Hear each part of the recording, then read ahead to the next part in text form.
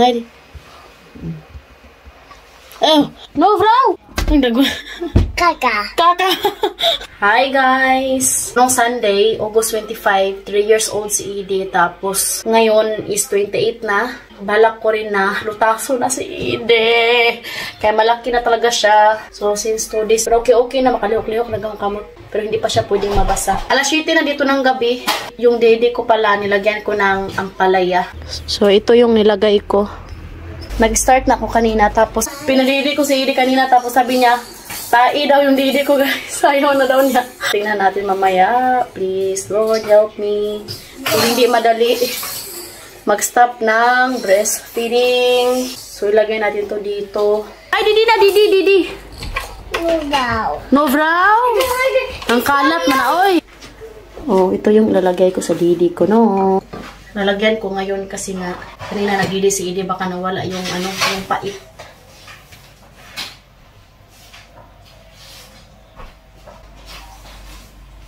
Ayan, syempre yung damit natin is dapat maluwag.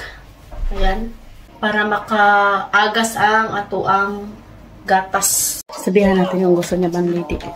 Bro, Didi? Hi, Didi. Hi, Didi.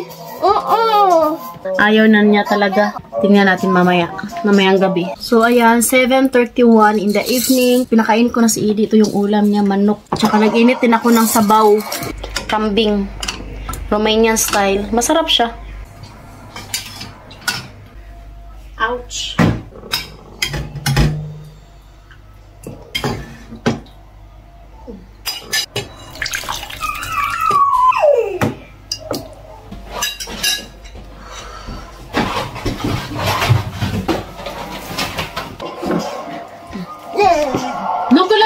Look, oh, dabaka din.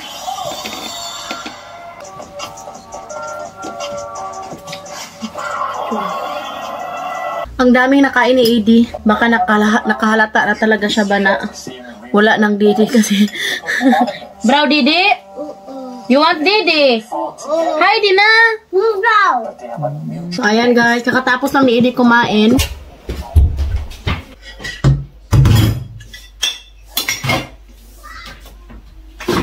Si Katyusha pala yung inutusan ni Daddy para bumili ng cabbage. You bought cabbage? With Mama. Mommy, I bought some for Papa. Bravo. Not Not now.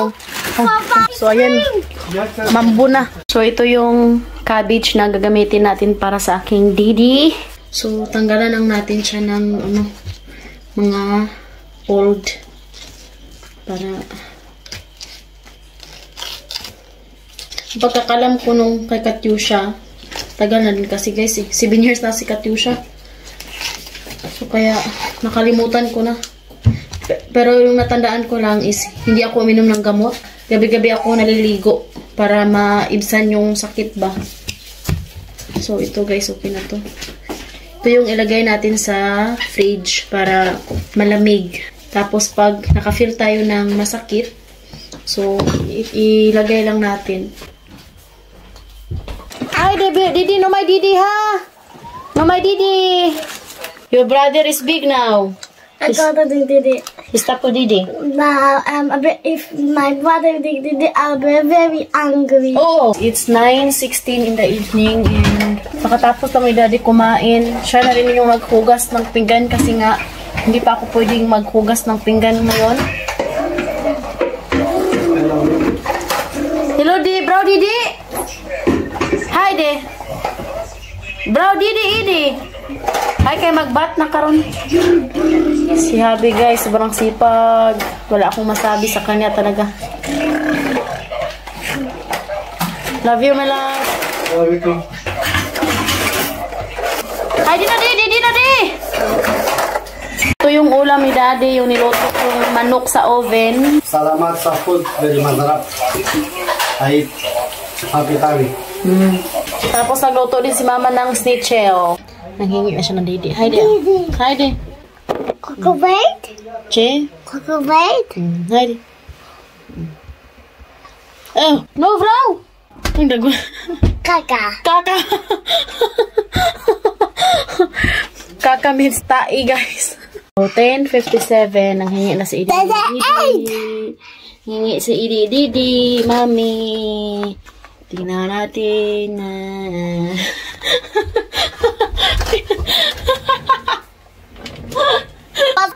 Bro Didi? Bro Didi? Da. Hi Didi. Hi. Hi. Odo. Anchor. Ay, salap. Liver. Diba? Hello, guys. Sabay. Bajaway! Ang kulit. Bajaway! Bro, Didi? No. Didi. You like Didi? No. Hi, Didi. Patulogin ko na si Edie. Nanghingi siya ng tubig. Hi, Di, oh. May tubig. Yung cheat. Close, please. No, don't. Gusto niya daw ng goyang. Lagan. Bro, lagan. There. Oh. Okay, lagan. Buti na lang talaga, meron akong ganito. Wait lang. So, dito siya matutulog. Nice tayo kulong. Luna. Bro, Didi. Look. Kaka. Kaka, Didi. Ay. Bro, siya. Hi.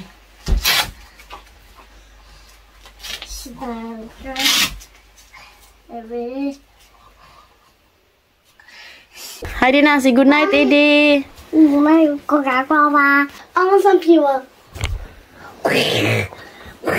Good night. No sonate. Ay. Kailangan patulogin ko muna to, guys. May bakbakan pa kami mamaya. Patay na dyan ni Ron.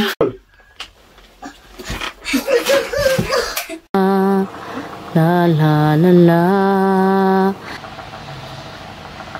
Ayan, nakatulog na si Edie na hindi nagdidi. So, ayan, tulog na si Edie. Alas 12 na pala dito. Sobrang thankful talaga ako sa duyan. Kay Katusha pa yan. Maglagay muna ako ng ampalaya. Ito yung ampalaya na lalagay ko sa didi ko rin.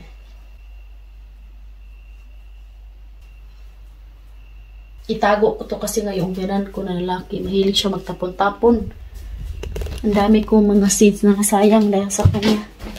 So, dito ko lang to ilagay. It's 3:51. Sa kadlawon. Nanghingi siya ng milk. Ayaw niya ng Didi. Down here first na. Milk? You say you want milk? Wow. No, Vrao. Sino naman, Jod? Bed. You want in bed? Da. You want Didi? Wow. No, Vrao. Hi lang, mami naman.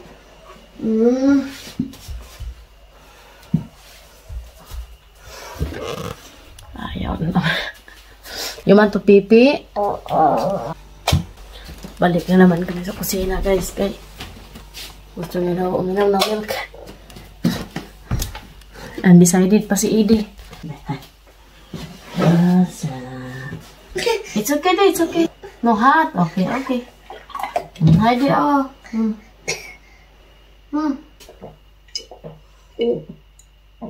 You want to make hot? No. Siguro, okay. Wala na iba didi lang ba? Let's go na in bed. Say. Ay, maganda. Bro, sa tak pipi. Oh, wow. 4 in the morning. La la la la la la la la la. Pas 4 sa kadlawon.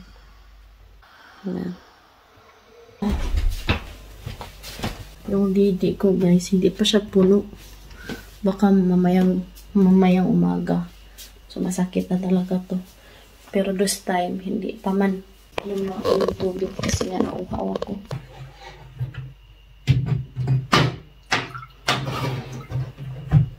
Hindi naman siya nag-iyak. Parang ano lang, ganon. Kasi nga gusto niyang mag-didi. Pag bigay ko ng Digdi sa kanyang bibig, sabi niya. Good morning, everyone! Alas 7:52 na dito ng umaga. And, puti lang si Edie, hindi siya nag-iyak-iyak kagabi. Umiiyak man siya, pero konti lang. Hindi talaga yung, nag-wild. Kaya ngayong umaga, nagising siya, kaya nagising rin ako ngayon. Hindi ko guys, hindi pa rin siya tumigas. Malapit na mapuno ba? Tingnan natin bakat mamaya, ko, sobrang sakit to. Good luck, Ginalyn. Good luck, Ginalyn. Talaga to. It's a wonderful day today. At saka, start ng maglamig sa labas. Laki ng eyebag ni Ginalyn. Walang tulog.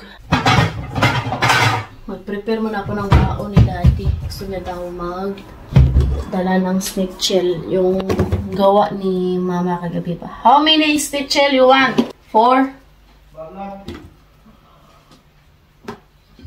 Ay, nako. Sarap ikatulog eh. Tis-tis. Bread, you want? No. Ito. Tuloy mo yun yan. So, yun guys. Thank you so much. Mag-bye-bye na ako sa inyo. Update ko kayo kung tumitigas na yung didi ko.